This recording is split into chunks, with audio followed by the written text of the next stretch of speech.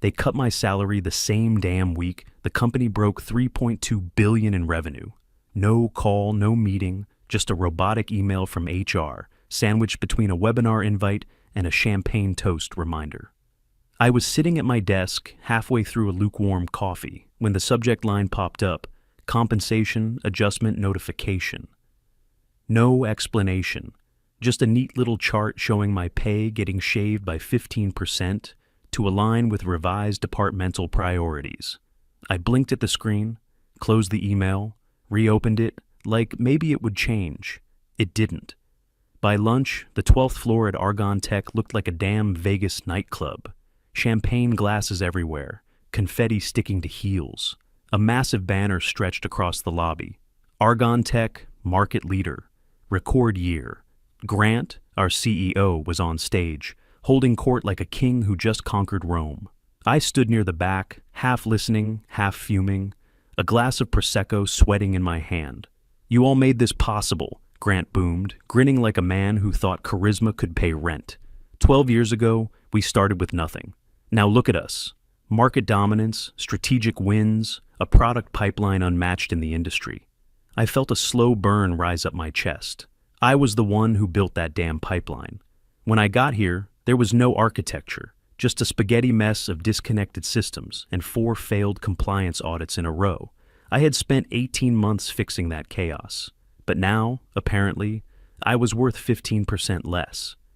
Grant climbed off the stage. The crowd broke into groups, laughing, toasting, hugging. I stayed in the back, then I saw him cutting through the room, handshakes left and right, until he made his way to me.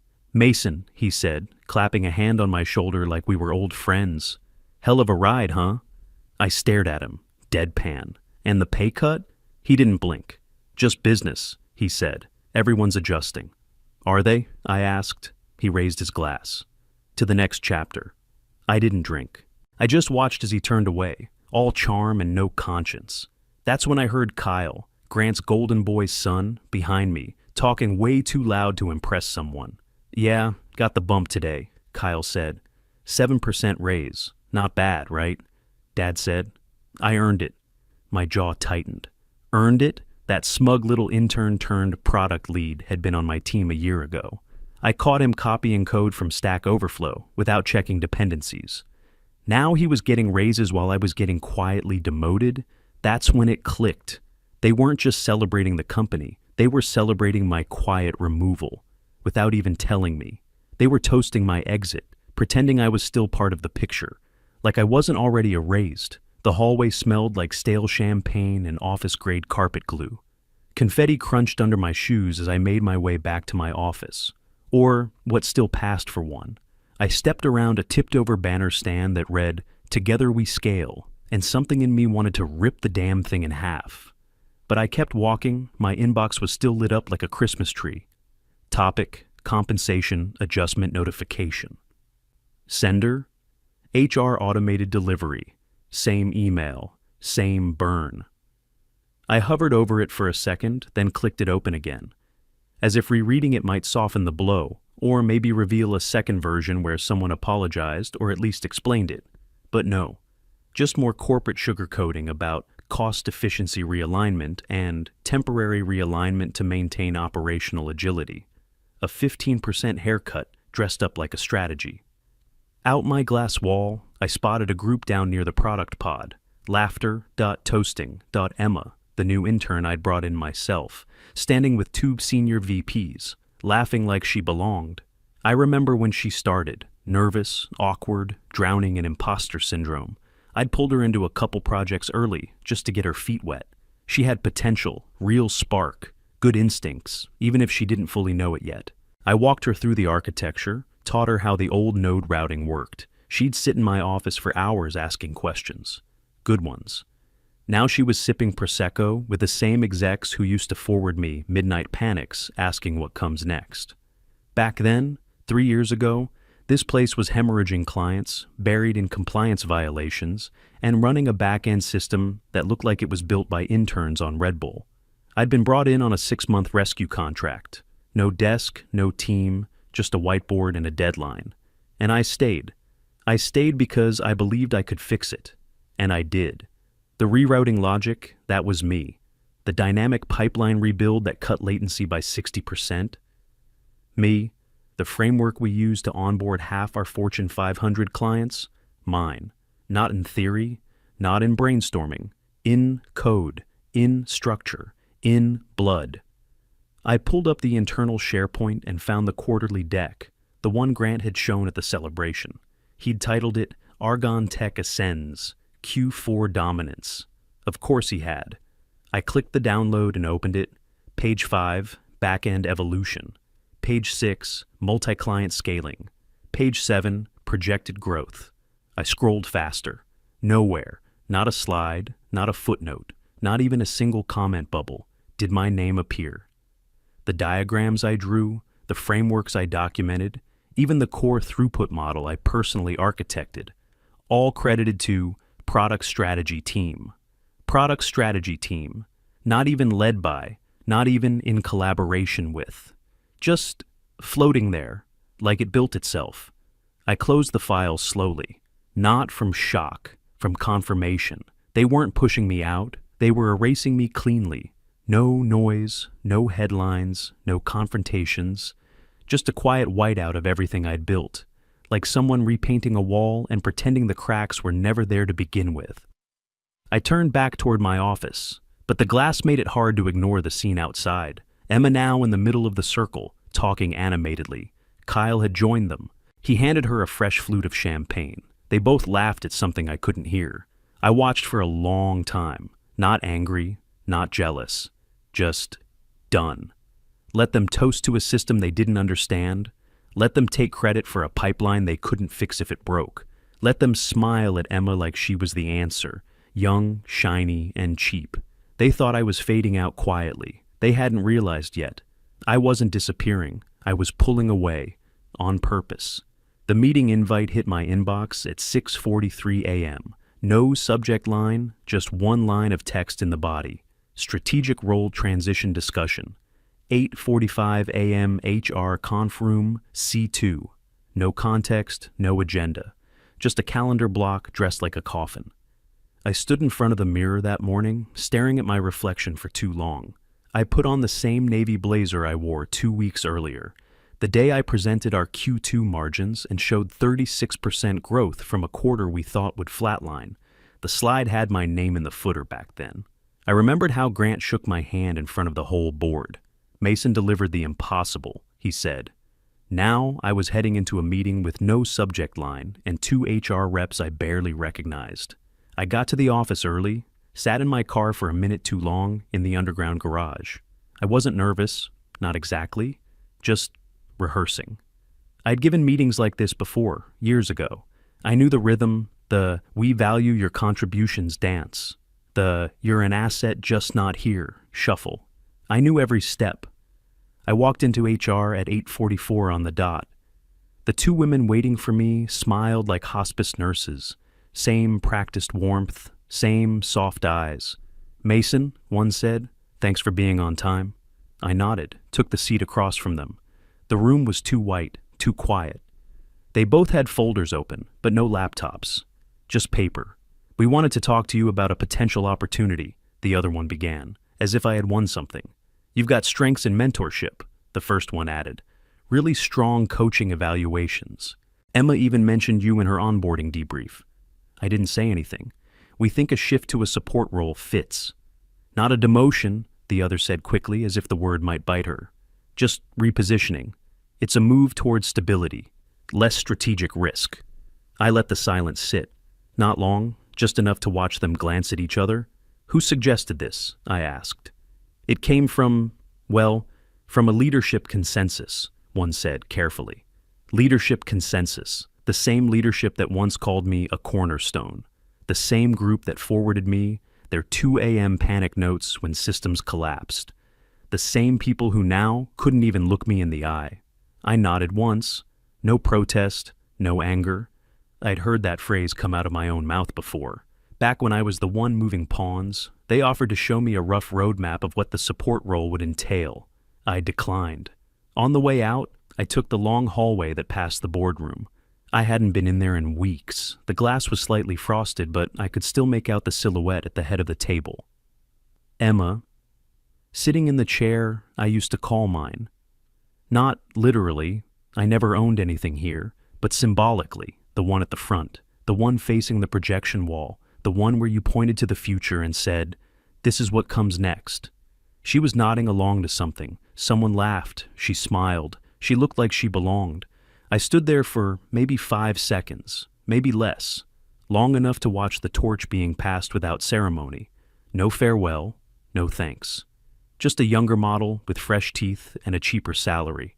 I walked back to my desk, grabbed my notebook, left the rest. They didn't need me anymore. They had someone young, shiny, and cheap, and she had my seat.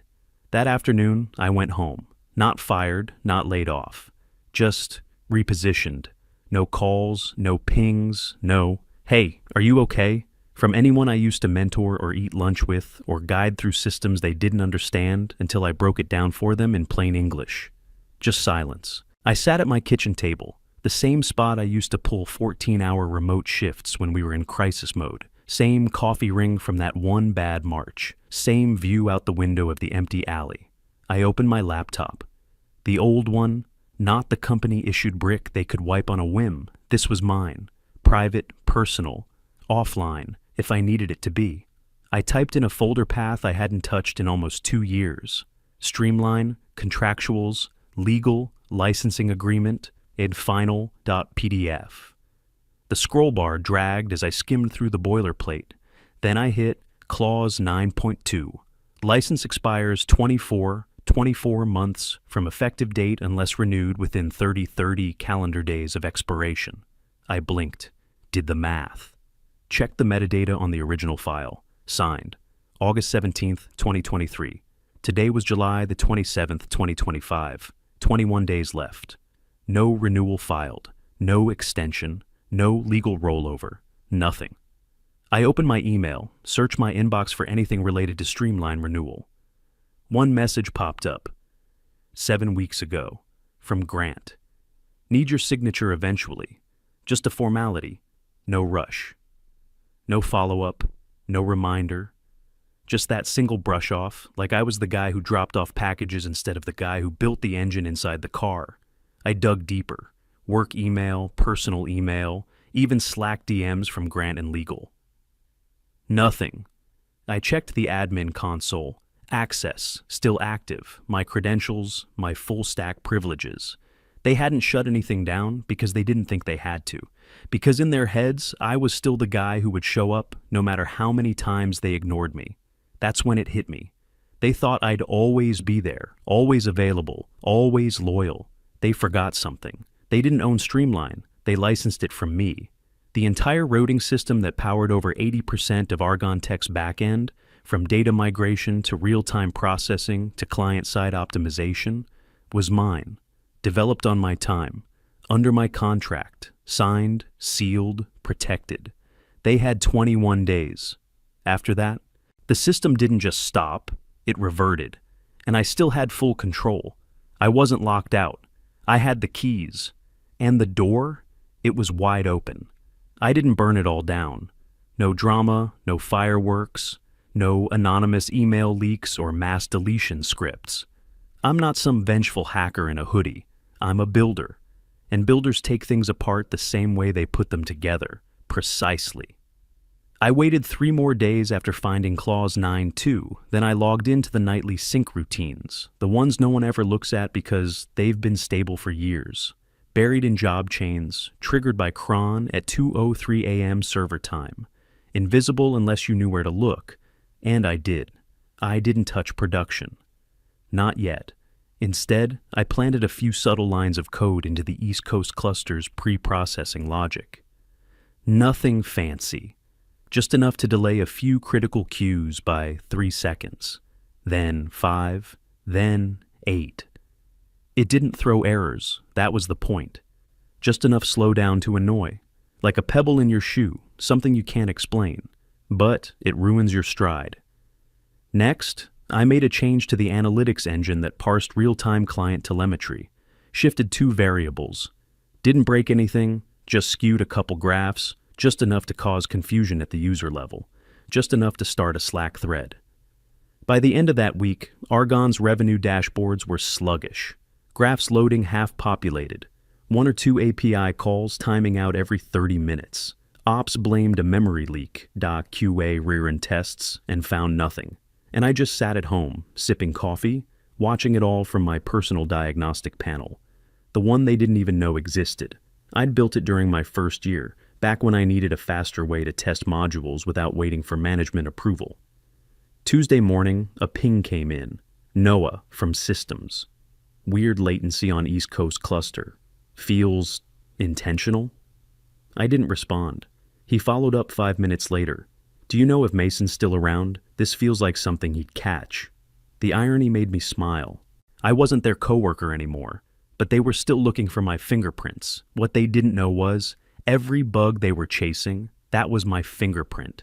Every delay, every partial result, every misaligned report, all hand-carved, clean, surgical. I didn't touch anything essential. I didn't crash the system. I just unbalanced it. And each day the imbalance grew. You build a machine with 1,000 interlocking parts, and no one notices the spring you took out until the gears start grinding wrong. That's what this was, not sabotage. Withdrawal. By Friday, alerts were flying. Nothing critical, but nothing explainable either. Emma escalated a ticket in Jira titled, Analytics Pipeline Misalignment in Northeast Cluster. I almost laughed when I saw the commit history she pulled. She didn't know she was looking at her own onboarding tutorial code, the same one I had written for her in her first month. The system was eating itself, and they were too proud to admit they didn't know how to fix it. I figured they'd flail for weeks before it hit a real crisis. I was wrong. The collapse came faster than I thought. That night, at 11:38 p.m., I got a notification. Encrypted message received. I recognized the sender address immediately, though I hadn't seen it in 4 years. Nara Eddings, CEO of Titanosis Energy. The subject line read, We saw what you built. Can we talk? I stared at the screen, heart racing. Argon Tech was crumbling under the weight of their own arrogance. And another door had just opened. We met on a rooftop in River South, just before sunset. The air was heavy with August heat, but Naira always did prefer altitude, said it gave her perspective. Helps you see who's drowning and who's building boats. She was already there when I stepped out of the elevator, leaning on the railing, wind catching the loose edges of her linen jacket, sipping from a glass of chilled wine, like this was just another Tuesday. That's the thing about Naira Eatings. She never moved fast, never raised her voice, never rushed a pitch. She just made the room move around her. Nice of you to come, she said, offering me a glass as if we'd had lunch just last week and not 4 years ago in a San Diego conference room. I took the glass, sat down across from her. You said you saw what I built. I did, she replied. Everyone did. We've been watching Argontech melt in real time, and someone's been pulling strings with surgical precision. I didn't respond. She didn't need me to. I recognized the fingerprints, she said. That signature compression routine, that was in the prototype you showed us in 2021. You refined it. I gave her a slight nod. She slid a tablet across the table. Schematics, infrastructure diagrams, notes layered in red, all stamped Titanosis internal.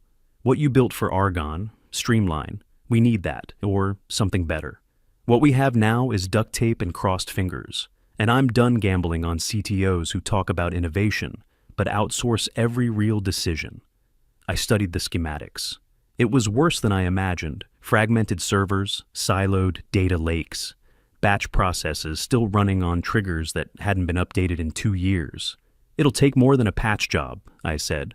I don't want a patch, she replied. I want a rebuild, from the bones up. We want to buy what you built. I sat back. Argon Tech still thinks they own it. Do they? I didn't answer. I didn't have to. Naira wasn't done. You name the terms, licensing, partnership, one-time sale, recurring deal, whatever makes sense. Then she paused. Let the silence stretch just long enough for it to sting, or, she said, you run it. I looked up. Not as an employee, not as a consultant. Under your own name, own team, full stack. You lead it. You grow it. You brand it. We back it. I blinked. It hit me harder than any razor bonus ever had. She wasn't offering me a job. She was offering me a rebirth. My hands wrapped around the wine glass, still cold from the ice bucket. I stared at the skyline. Argon Tech's tower loomed just west of us, logo glowing like it meant something. "You're not just asking for Streamline," I said. "No," she replied. "I'm asking if you're finally done building for other men." I didn't speak for a long time. She stood up, buttoned her jacket. "You've got 3 days," she said, already heading for the elevator. I turned. "You said I name the terms." She stopped, glanced over her shoulder. "I said that about the system," she said. "Not the time. You've got 2. Then she was gone. I stood there on the roof as the last bit of daylight slipped behind the skyline.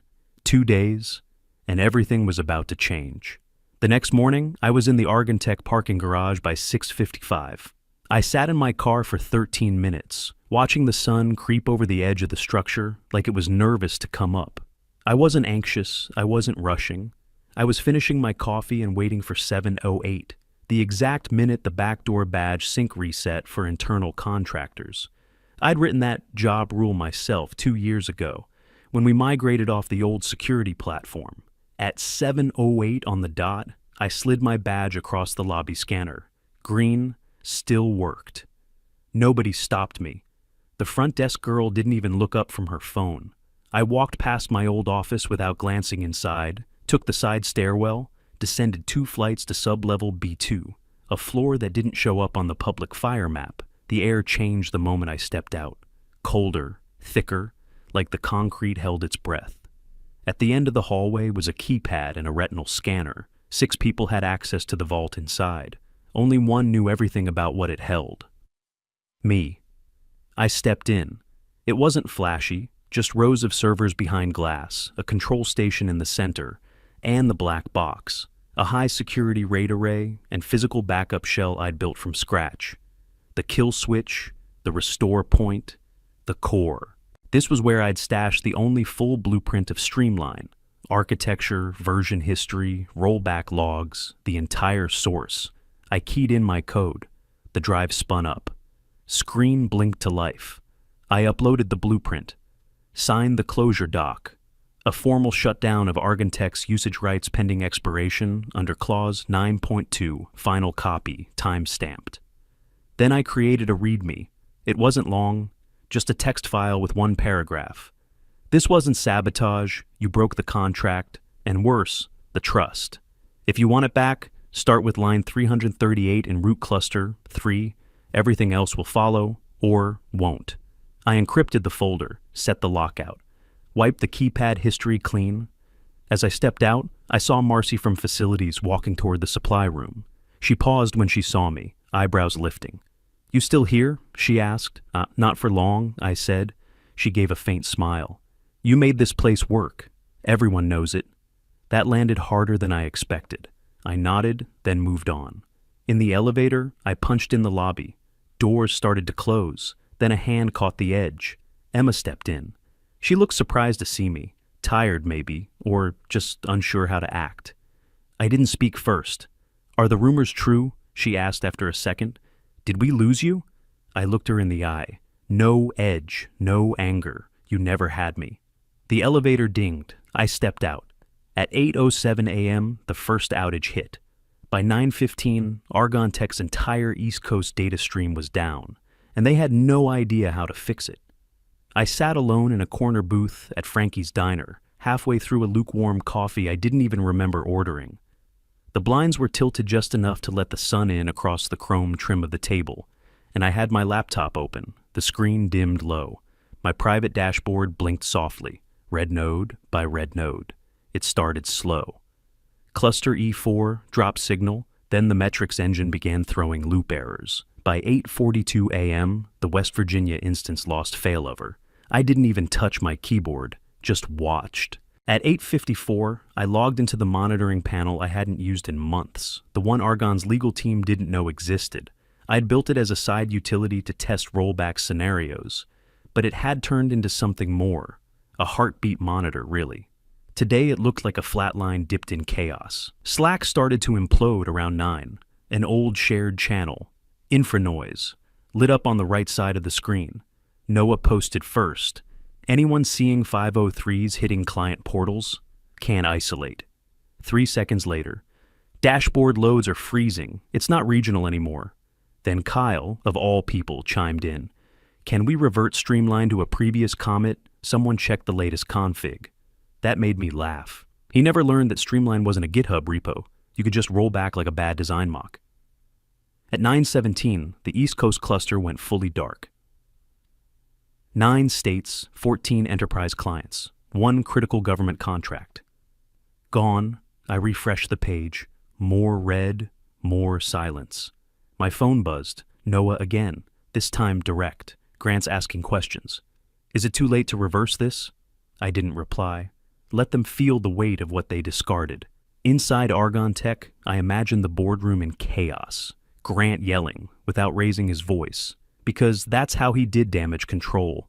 Kyle pacing like a caged intern instead of a promoted exec. Delaney probably slamming her tablet on the table like that, somehow fixed bad code. I pictured Emma staring at a screen full of errors she didn't know how to debug, looking over her shoulder, waiting for someone to say Mason's on it. But I wasn't, and I wouldn't be. They had wiped my name, my credits, my ownership. So now they got the system without the architect, and the system was withdrawing. This wasn't a crash, it was a cold pull of support, a quiet exodus, a surgical unweaving. Then it happened. At 10:11 a.m., my eyes caught something in the corner of the browser.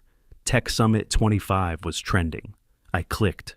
The top post was from Salvix's official account. Big announcement at 11 a.m., a new era begins, powered by an engine you've never seen before. Vero. I stared at it for a second, then sat back in my seat, while Argon Tech scrambled to plug holes in a boat I no longer kept afloat. Another storm was already forming offshore, and I was the one steering it. At exactly 11:05 a.m., the lights dimmed in the main auditorium of the Global Tech Summit. Thousands of eyes turned toward the screen as a pulse of white light rolled across it, slow and deliberate. No product names, no sponsors, just a black background, then a single phrase in bold gray text. Powered by Vero. The room buzzed, people whispered, some reached for their phones. A few rows ahead of me, someone murmured, "What the hell is Vero?" Then Naira Eating stepped onto the stage in a charcoal blazer and silver heels, calm as a surgeon. She stood center stage, took the mic, and waited for silence. "Innovation doesn't scream," she said. "It builds in silence." Another beat passed. Then the lights shifted, and I stepped out beside her. No fanfare, no intro music, just me in a navy suit and a black tie, walking into a spotlight I hadn't asked for but was damn well ready to claim. I looked out at the crowd, some faces I recognized from past conferences, competitors, ex-clients, even a few former Argon execs who hadn't jumped ship yet. I spotted Isa from Argon Tech in the back, frozen mid-laugh, her mouth slightly open. I stepped up to the mic. "Vero," I said, "isn't a new product, it's a foundation. A rebuild from the ground up. It's the engine Salvix will scale on, and I didn't license it, I didn't sell it." I looked right into the cameras lining the front row. I built it, and it's mine. Cameras flashed, there were audible gasps.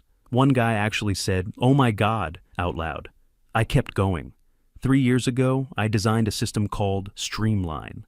It powered Argon Tech's backend. It kept their clients online, their data live, their profits steady. And for 3 years, they thought I'd keep showing up. No credit, no voice, no name. I paused. The audience held their breath. Well, they were wrong. Behind me, the screen lit up again, this time with system architecture blueprints, performance metrics, real-time dashboard clips. Vero was leaner, cleaner, faster, built on everything Streamline had been, and everything it never got to be under someone else's name. Naira returned to the mic. "Today we're announcing a full-scale migration to the Vero infrastructure," she said. "Salvix is already running 62% of our operations on it. By Q2, it'll be 100, and we're just the beginning." The applause hit like a wave. People stood. Phones came up. Reporters typed furiously. Someone in the back shouted, "Wait, that's Mason?" On the live stream, the comment threads exploded. Mason built Streamline? Did Argon really erase him? Vero just buried Argon Tech. I didn't smile. I just stepped back into the light and let them see me. Not a ghost in their systems anymore. Not the guy behind the curtain. I was the architect, and this time, my name was built into the frame. Isa was still frozen in her seat, eyes locked on the screen. She looked like someone just told her gravity had been a lie. Good. Let them all sit with it. Because Vero wasn't coming. It was already here, and the system that replaced Argon Tech's dominance, yeah, it had my name on it.